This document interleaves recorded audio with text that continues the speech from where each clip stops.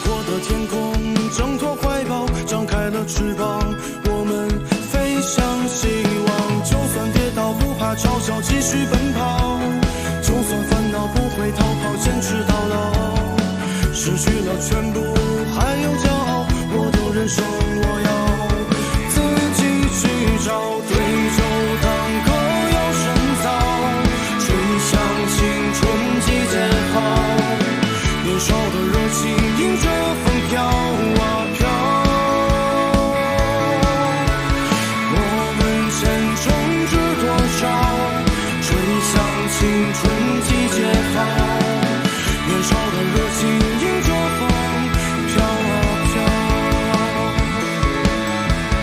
对酒当歌要深造，吹响青春季节号，年少的热情迎着风飘啊飘，我们前程知多少？吹响青春季节号，年少的热情迎着风飘啊飘。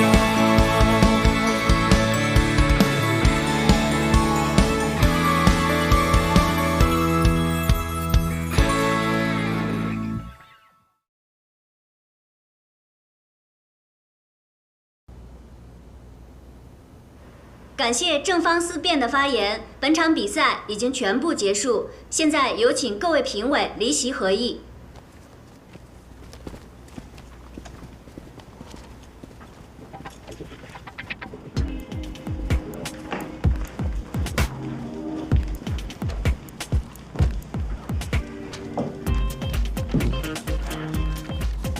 那个，要不然咱们先举手投个票吧。同意正方的举手。投给反方的。那你二位的意见是？没想清楚，很平均。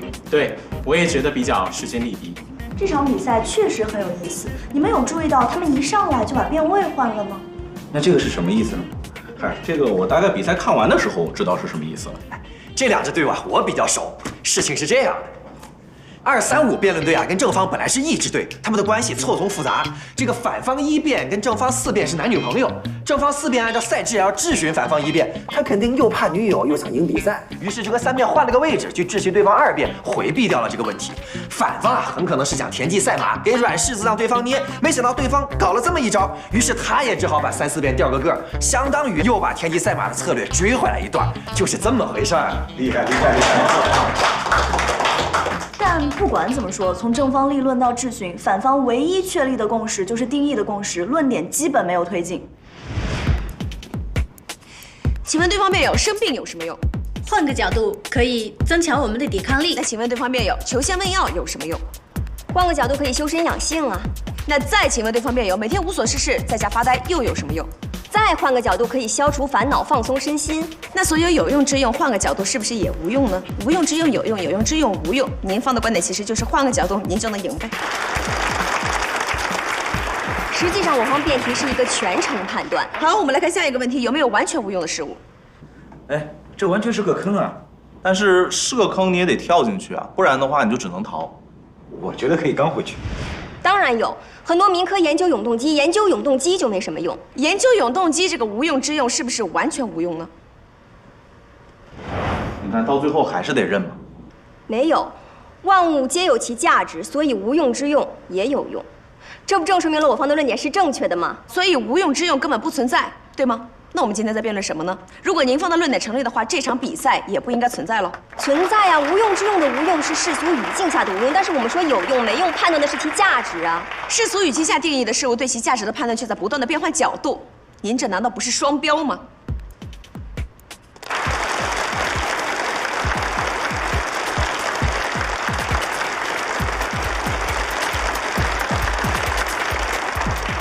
还行。不太行。他们反驳和归谬只做了一半，没给后续的一辩铺平道路。但是我觉得呢，在这一轮起码让观众去思考了这几个用的界定，所以我觉得这一轮的目的达到了，完成任务了，场面上算是赢了。那还是没推下去啊！对方反应太快，就算有时间也不一定能推下去，看团子的了。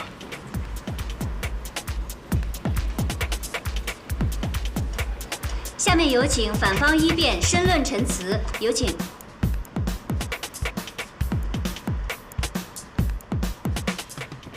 谢谢主席。大家好，一件事对我无用，我便称之为无用之用。然后对方辩友说：“不对呀，他对我隔壁的李二狗有用，这不就是有用吗？”这等于是在跟你说，谁说狗粮不能吃，狗就吃，所以狗粮能吃。我承认，狗粮是人也能吃，但总不能当饭吃吧？对方辩友。同理，换个什么角度，可以通过让我看漫画身心愉悦地考上世界名校呢？又换个什么角度，追星粉偶像可把我养家糊口呢？这些无用之用，换个角度都有点用，可它真的是我们需要的那个用处吗？就像我们大家在一起打辩论，我们一起吃，一起玩，一起泡在图书馆，一起通宵达旦，我们成为了最好的朋友，我们拥有了最美好的回忆。可哪支队伍不是这样呢？友情和回忆能够让我们拿到那座奖杯吗？不能。没有哪场比赛会因为这些判你赢，冠军只能用能力和汗水来买单。我们都是普通人，我们需要的是考上大学，是挣钱养家，是做对自己有用的事，是做一个有用的人，而不是嘴里喊着庄子的无用之用方为大用，最终却把自己的一生过成他口中的黄粱一梦。谢谢。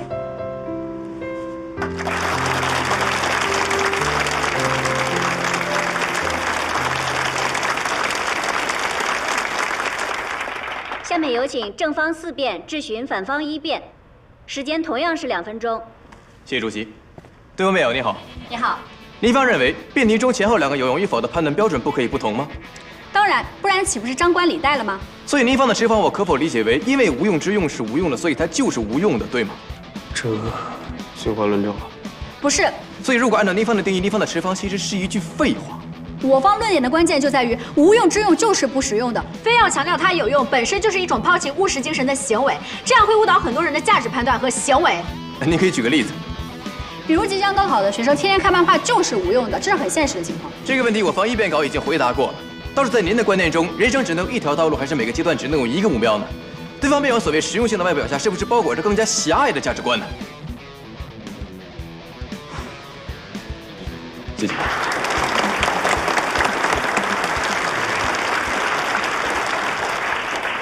莫拉甲，意料之中，没关系。下面是第2轮申论环节，由正方2辩申论，反方3辩质询。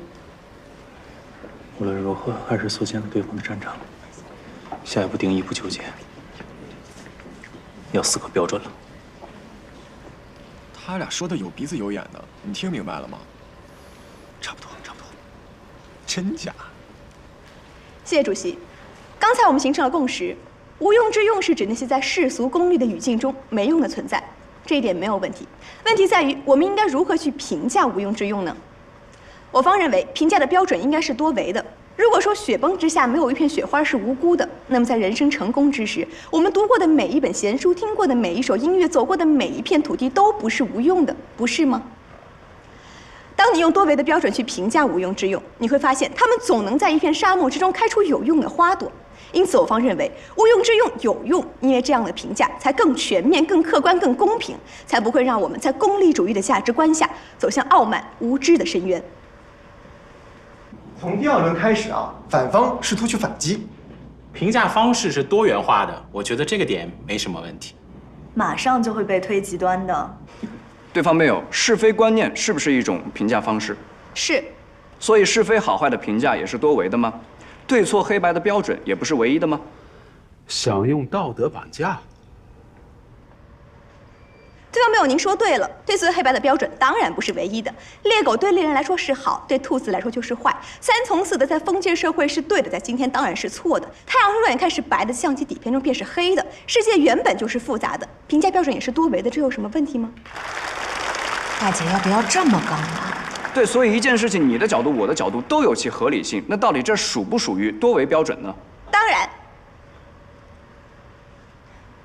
这不就是公说公有理，婆说婆有理吗？那请问这样的标准如何做出判断，又能解决什么样的问题呢？有点麻烦。没有善何来恶？没有丑何来美？评价可以是多维的，但这并不意味着我们可以美丑不分、善恶不辨。对一个事物的评价来源于它的主要矛盾和主要方面，这才是指导我们生活应该有的标准。对方辩友，我说的对吗？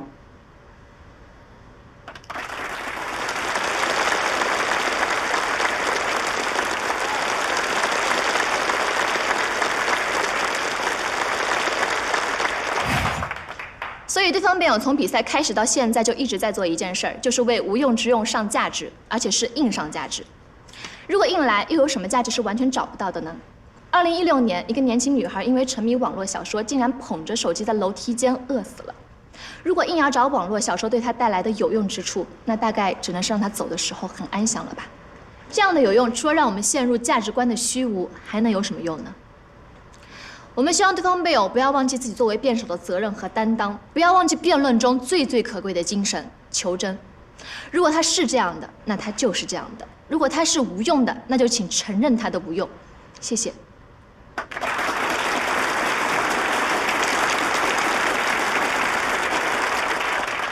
感谢反方二辩的精彩陈词，下面有请正方三辩质询，有请。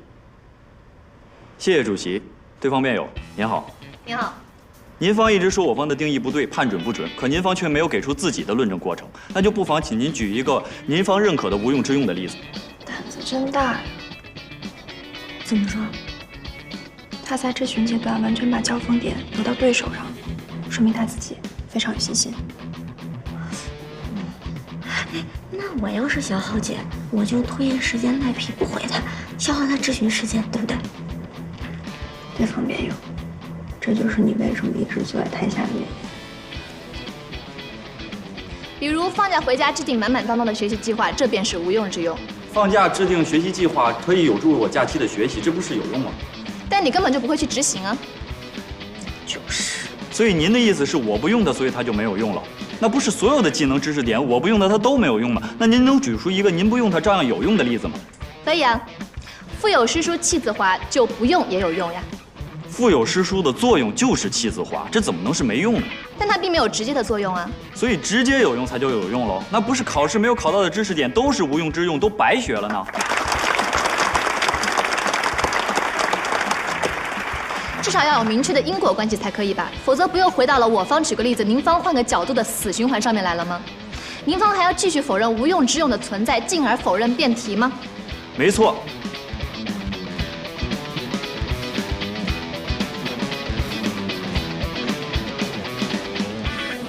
我们认可辩题中对无用之用的定义，就是在世俗功利中被认为没有用的事物。可是我方同时也明确地主张，完全无用的事物根本就不存在。这也正是我方对功利主义的反抗和否定。因为用功利主义的标准去判定一个事物有没有用，这本身就是一种偏见和不公，更是对我们人生选择的一种自我阉割。无数看似无用实则有用的选择，都在无用的判定中被忽略、被抛弃、被埋没。从这个角度上讲，我们就是要否定无用之用的存在。因为对方辩友口中今日的无用，可能是明日的有用；眼前的虚无，更有可能是构建未来的基石。正如古希腊先贤的思辨，18世纪欧文和圣西门的空想，他们都在表面的无用之中迎接着下一个时代的来临。所以，所有看似的无用，都在证明着目光的短浅。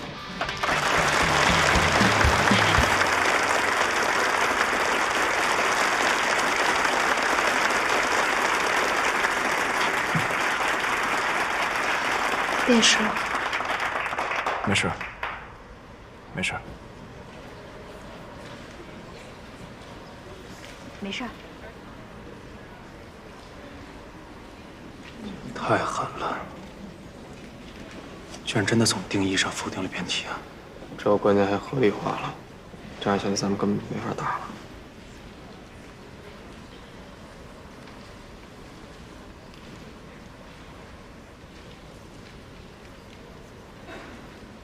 反方教练申请战术暂停环节，本环节共3分钟，允许2队教练上场，根据上半场的赛况调整队员阵容、战术打法等。现在计时开始。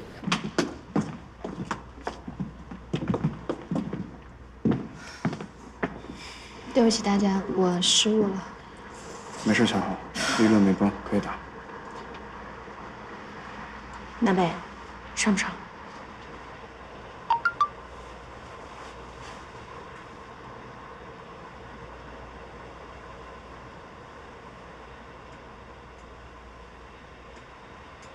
场上见。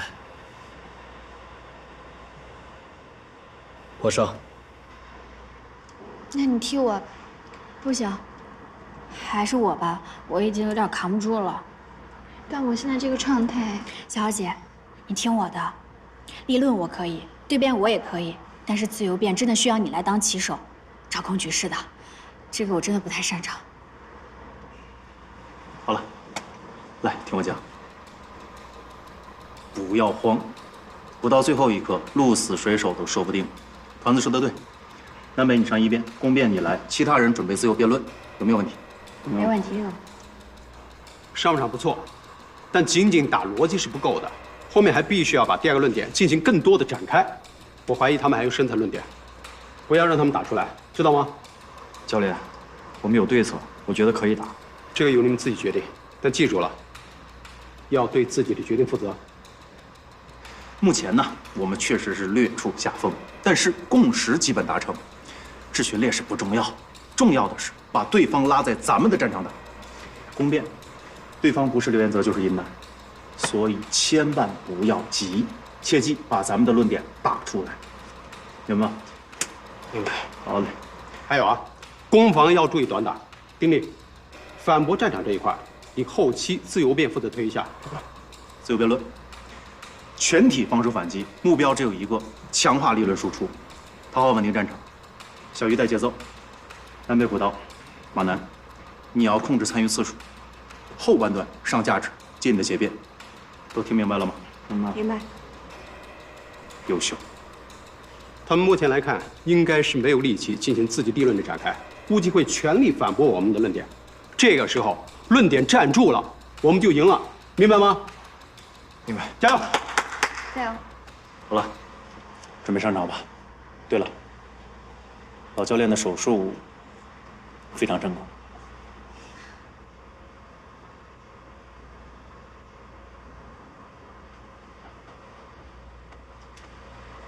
小雨加油！接下来是公辩环节，双方任意辩手就上述辩论内容进行公辩，时间共计4分钟，有请。您方说无用之用有用，是通过什么方式变成有用的呢？不同的时间、空间和主体长度下观察，就会发现无用之用方为大用，正如庄子看到的那棵因为不能成材，反而在伐木者斧头下幸存的大树那样。所以事物本身的特质是自身具备的，还是由外界观察角度决定的呢？事物难道会随着观察尺度的变化而变化吗？当然，当我在原子尺度下观察的时候，只能看到碳；回到宏观，我才发现那是一颗钻石啊！是碳原子通过特定的排列才形成的钻石。我想问的恰恰是您方所说的无用之用是通过什么方式才变得有用呢？河北有个发明家叫手工梗，他专门发明一些完全没有用的东西，从而爆红网络，成为顶级网红。这不正是无用之用的有用之处吗？如果他发明的全都有用呢？那这就不在我们今天讨论的范围之内了。您不敢正面回答。手工梗的发明之所以可以让他出名，正是因为他的发明没用。所以您发现了吗？无用之用真正的价值恰恰在于其无用，对吗？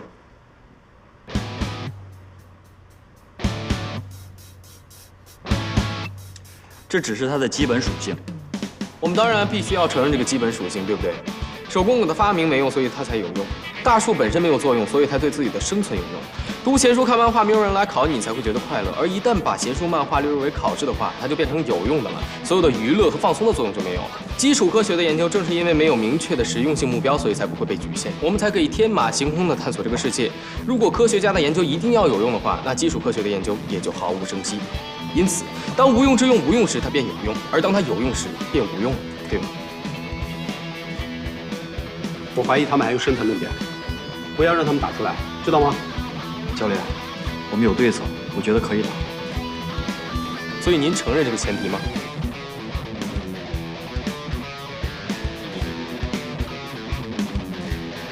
我承认。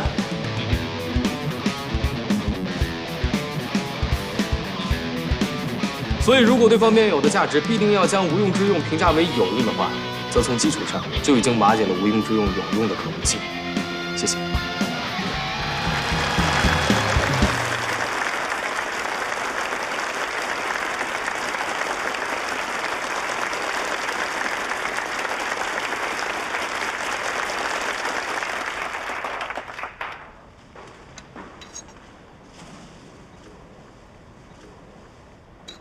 如果评价为有用，则瓦解了有用的基础，有点意思。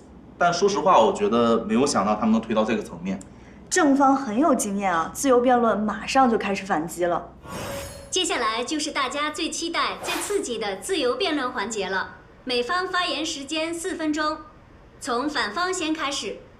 确认一下共识，有用的前提是无用，您方承认吗？承认。可另一个共识是我们辩论的核心是如何评价无用之用。评价一件事物，为什么不看结果，反而看前提呢？对方没有，难道你们不看前提的吗？什么叫盖棺定论？有了结果才有评价，不是吗？哲学史这门课从功利角度算是无用之用的吧，但是它蕴含的无数智慧结晶在方方面面，让我们受益匪浅，这难道不是有用吗？正因为它并非实用学科，才可以做到这一点。如果着眼于实用的话，那哲学史会被写成生活中有用的哲学小知识100例，或者是维特根斯坦的生意经。那您方的有用，是不是就大打折扣了？无用之用对人生的积累和提升，难道不是有用吗？人生的积累和提升很难量化，您方又是如何判断有用还是无用的呢？积累和提升哪怕很微小，难道就不是有用的吗？听到没有？勿以无用大而为之，勿以有用小而不为啊！什么意思啊？你能占小鱼便宜，让小鱼叫他爸爸。人大脑消耗的能量占据全身的25%，是耗能最大的器官。按照您这么说，如果我想减肥的话，其实做高数也有用，毕竟费脑子嘛。对啊，所以有用啊，虽然很微小。可是做题好几天，宅在桌边竟然又胖了2斤。做题这件事情对于减肥来说，到底是有用还是无用呢？无心插柳，尚能成荫，这不正是无用之用的用处吗？说得好，无心插柳，恰恰是因为我们不认为它有用，意外和惊喜才会到来，不是吗？毕竟有心栽花，花不开啊。倪方第一个论点是讲实用性，现在却大谈对功利主义的反抗，这不是自相矛盾吗？哪里矛盾了？难道务实和功利是等同的吗？没关系，至少我们又达成一个共识，我们都认为对无用之用的评价是反对功利性的，但对功利性的摆脱靠的应该是去承认价值，而不是否定价值，不是吗？不是，对功利主义的摆脱不是去赋予无功利的以功利，而是承认没有就是没有。有用的评价不是强行赋予，而是它真的有其价值。这应该是每一个辩手都思考过的问题，因为辩论本身它就是典型的无用之用。所以我们要怎么样评价辩论呢？告诉学弟学妹辩论无用，然后坐等来年那些雪上加霜，还是告诉队友们辩论无用，让他们在赛场上失去斗志？亦或是我告诉我自己辩论无用，然后否认我付出的努力和汗水吗？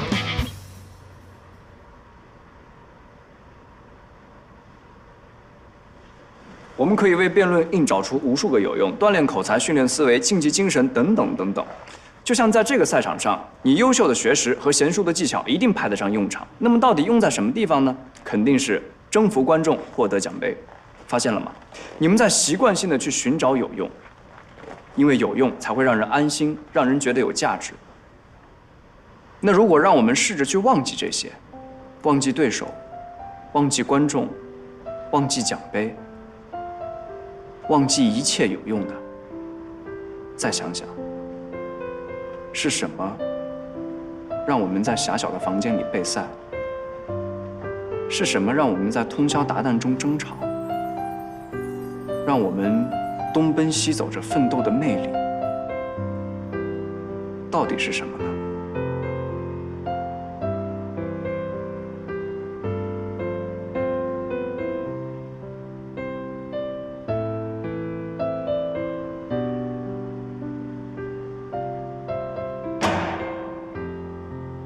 现在只剩下一个问题了，我们为什么不愿意承认无用呢？正如你们所说，对无用之用的评价会真实地影响到现实。这两者有什么区别吗？因为我们往往只会选择和在意那些我们认定有用的事情。天下熙熙，皆为利来；天下攘攘，皆为利往。如果我们告诉大家这件事情无用，不去包装和赋予它任何有用，其价值就会被忽略。这才是我们所担心的。对于大多数人而言，无用之用到底有什么用？用处有多大？真说不清。但牛顿苹果树下的发呆，爱因斯坦的琴弦，李白豪饮高歌后的仰天长啸，这些都不应该被忽略。我明白你的意思。做哲学艺术的个人爱好，如果它有一个有用的共识，就能让更多人去关注它、接受它、理解它、尊重它，进而能够更自由地去选择它。不会因为某件事情无用就敬而远之。如果不是因为准备这个辩题，我都不会想到现在还有人存在对电子游戏的歧视。还有很多人觉得学习戏曲没用，因为根本没有人听，甚至还有某些人、某些群体信奉着读书无用。为无用证明，说它有用，就是为了让无用之用成为我们自由选择的一部分。可是，这好像有点问题啊。被认定有用才会有价值，有用的才值得被选择。其实，这个话题一直非常有功利性，只不过我们一直没有在乎到。所以我们才会在娱乐的时候焦虑，在休闲的时候自责。无形中，我们每个人都用有用来捆绑了自己的生活。只有放弃有用，就像现在的我们，只有不在乎这场比赛，才可以切身体会到这场比赛的真正价值。承认无用之用的无用，才是对功利主义最大的反抗。只有当我们愿意去承认一件事情无用，当你敢于去批判一件事情无用，当你勇于去尊重一件事情无用，然后依然毫无顾忌地去选择和享受那所谓的有用无用的时候，才是真正的自由，对吗？没错。希望我们都可以成为享受无用之用的人，而这恰恰能够帮助我们成为最有用的人。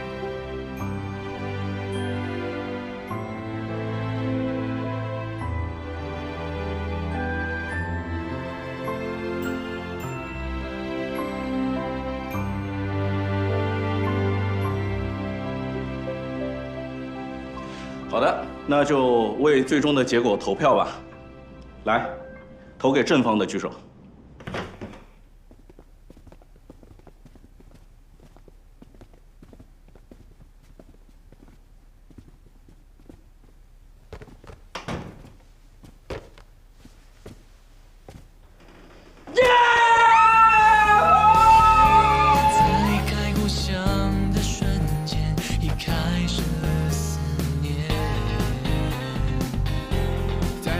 失落的夜晚，牵挂家的港湾。尽管我不能靠岸，因为梦在扬帆。青春会在阳光下闪耀着，永远都不会褪去的金色光环。虽然我经历了成才能有的伤，却成为青春的序。说两句，说两句。没什么说的，大奖封饭来，时间不早了，领奖去。走。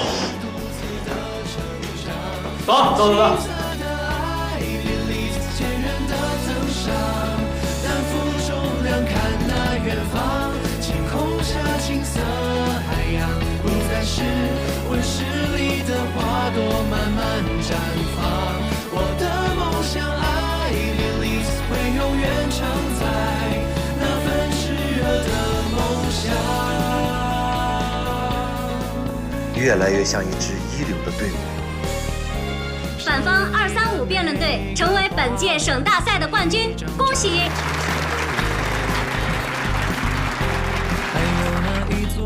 图书馆每天有你上班，手挽着手的羁绊，同住一个屋檐。成长的路上有你们，我就会相信总有一天会到彼岸。舞台上，我们有各自的理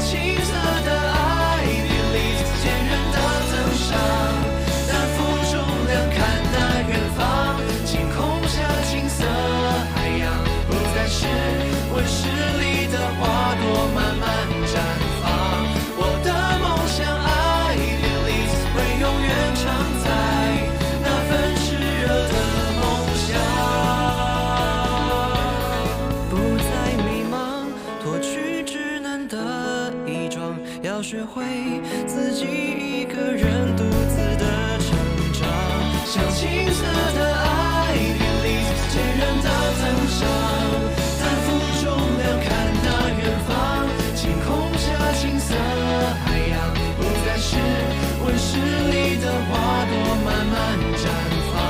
我的梦想爱别离会永远常在那份炽热的梦想。艺人刚清醒，你们轻点。嘘。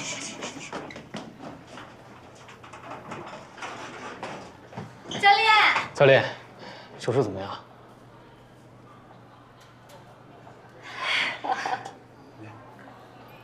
妹妹，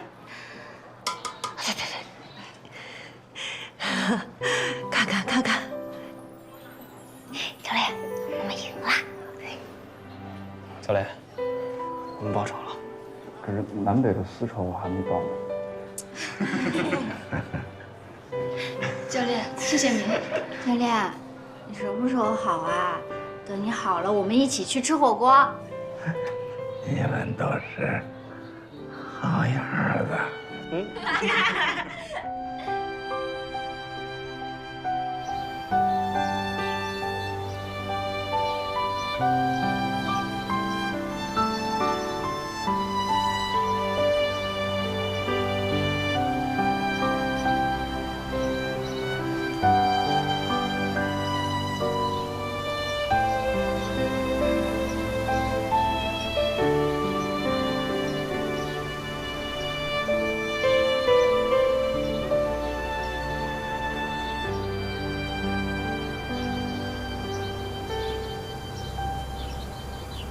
恭喜啊！恭喜啊！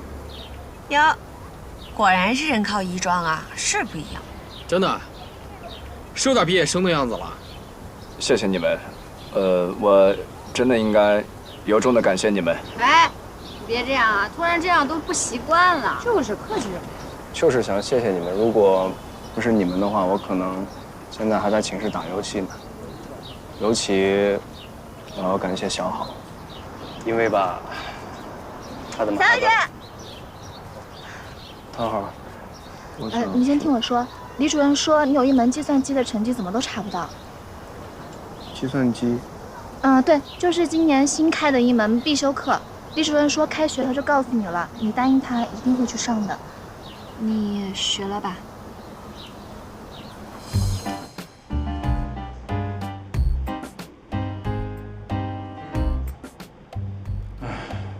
我以为英语四级过了就行。计算机是哪来的？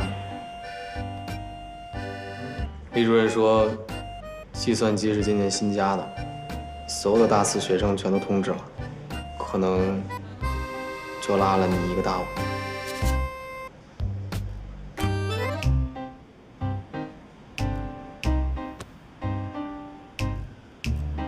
你不会怪我吧？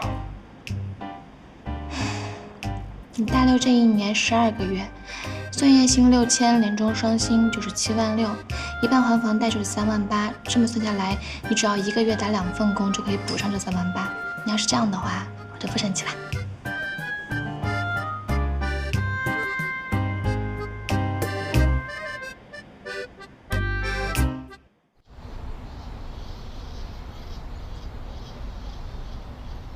你家刘彦泽呢？平时不是跟橡皮糖似的一直粘着你，今儿没跟着你啊？他说突然有人找他，我也不知道是谁。哎，那边干嘛呢？这么多人，好像在表白。走走，去看一眼。哇！我的天哪，可以啊，这阵势够壮观。这阵仗肯定没有问题。怎么，跟你当年一样哎？你俩认识姐妹啊？不认识，但是现在百度随便一招都是这样的，这么久了也没有什么新意。不过这女的长得还倒挺好看的。男的呢？我怎么没看着呢？没有看到啊。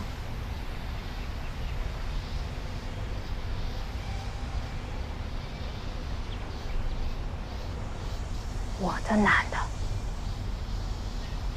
抱歉，我已经。哎，我我是卫生委员会，你这干嘛呢？这么多蜡烛不需要扫啊？还有，我是刘彦泽的女朋友熊子石，你要给谁表白啊？对不起。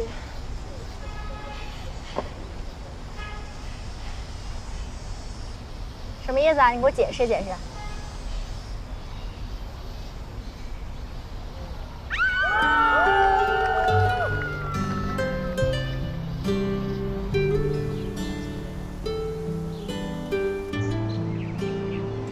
好久没来这儿了，这次来跟以前心情完全不一样了。心情不一样了，但人还是一样的。给。什么？等我以后办展了，这可都是私家珍藏，可值钱了。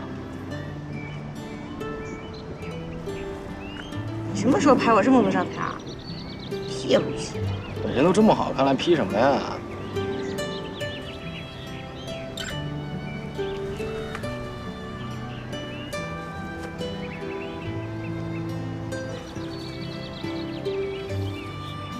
给啊！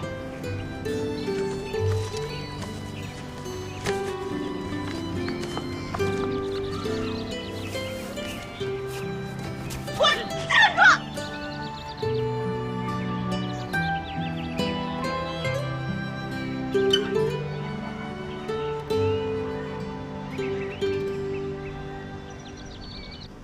奶奶，怎么样？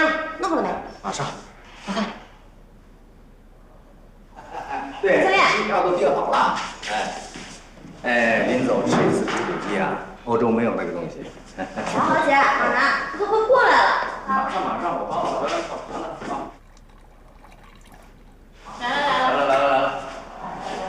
来老小姐，特意为您泡的。哎呦，谢谢。哎，你们这茶是不是得一人一杯啊？南美，哎，你要用这个拍啊？对啊。我告诉你，你可得把我 P 好看一点。我怎么了？你们等我一下。哎呦，来了。你们2队的合影，我来不合适吧？你不是2队的家属啊？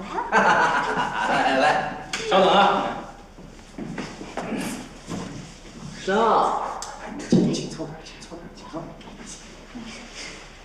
看吗？哎，什么？来了，怎么样？多长时间？可以。3秒啊！3、2、1，笑。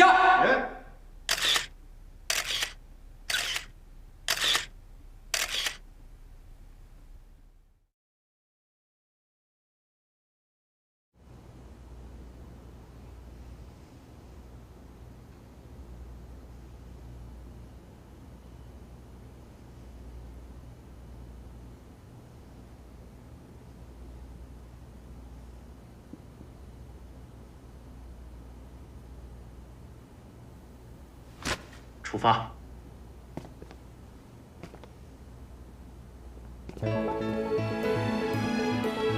看那远方，星空像金色海洋，不再是温室里的花朵慢慢绽放。我的梦想 I believe 会永远常在那份炽热的梦想。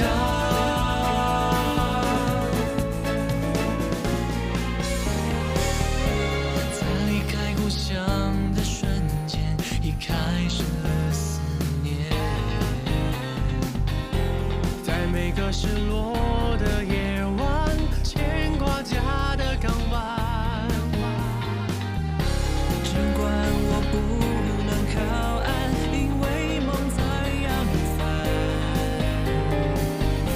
青春会在阳光下闪耀着，永远都不会褪去的金色光环。虽然我经历了成才能有的伤，却成为青春的勋章。不再迷茫，脱去直男的衣装，要学会自己一个人独自的成长。像青涩的爱，淋漓坚韧的增上。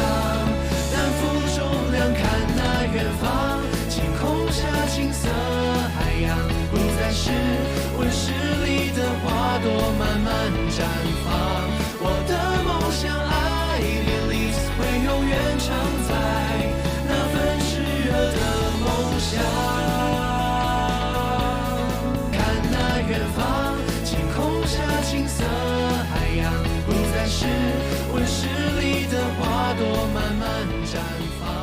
我的梦想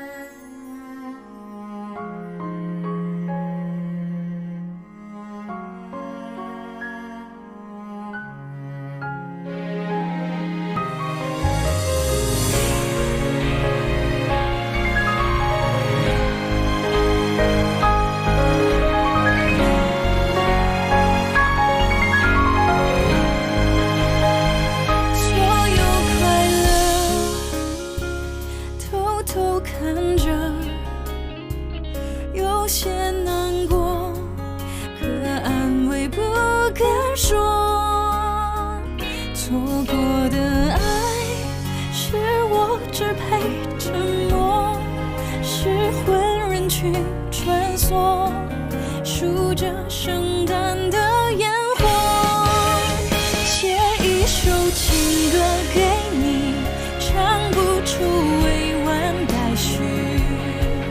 我把你的气息、你的谦虚，统统都删去，写一首情歌给你，唱不出委婉待续。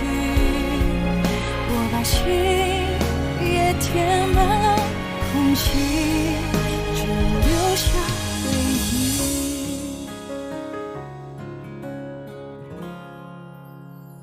写一首情歌给你，唱不出委婉待续。我把你的气息、你的谦虚，统统都删去，写一首情歌给你，唱不出委婉待续。我把心也填满了空隙。